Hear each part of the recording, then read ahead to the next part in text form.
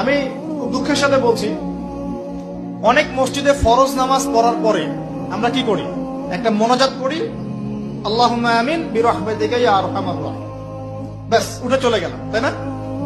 উঠে চলে যায় না, তারপর স্যান্ডেল নিয়ে বাইরে চলে গেল। অথচ সালাম ফিরানোর পরে একবার বলতে হয় আল্লাহু আকবার, কি বলতে হয়?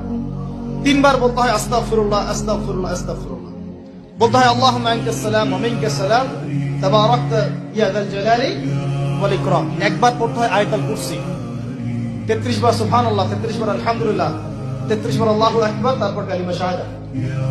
এরপর সূরা ফালাক একবার, সূরা নাস একবার, ইখলাস একবার। আরো তো অনেক দোয়া আছে, আল্লাহুম্মা লা মানিআ লিমা আ'তাইত ওয়া লা মু'তিয়া লিমা মানা'ত ওয়া লা ইয়ানফা'ু যাল জাদ্দি মিনকাল জাদ। পড়তে হয় আল্লাহুম্মা ইন্নী আউযু বিকা মিনাল হাম্মি ওয়াল হাযান ওয়াল আজজি ওয়াল কাসালি ওয়াল বুখলি ওয়াল জুবন ওয়া দালা'id দাইন ওয়া গালাবাতির রিজাল। পড়তে হয় আল্লাহুম্মা আ'ইন্নী আলা যিকরিকা ওয়া শুকরিকা ওয়া হুসনি ইবাদাতিক। আরো অনেক দোয়া আছে। দেখেন তো, মোনাজাত করেন, আমি তো না করছি না, আমি তর্ক করতে আসি না এখানে, এটা নিয়ে আমি ঝগড়া করতে আসি, কিন্তু এই সুন্নতটা যে উঠে গেল, মোনাজাতটা করে যে মসজিদ থেকে বের হয়ে চলে গেলেন, এই সুন্নতটার উপর আমল কে করবেন? সুন্নত উঠে গেল না? আপনি যদি বসে এখন সুন্নতটা প্রতিষ্ঠা করেন, 50 জন শহীদ সাহাবীর নেকি পাবেন।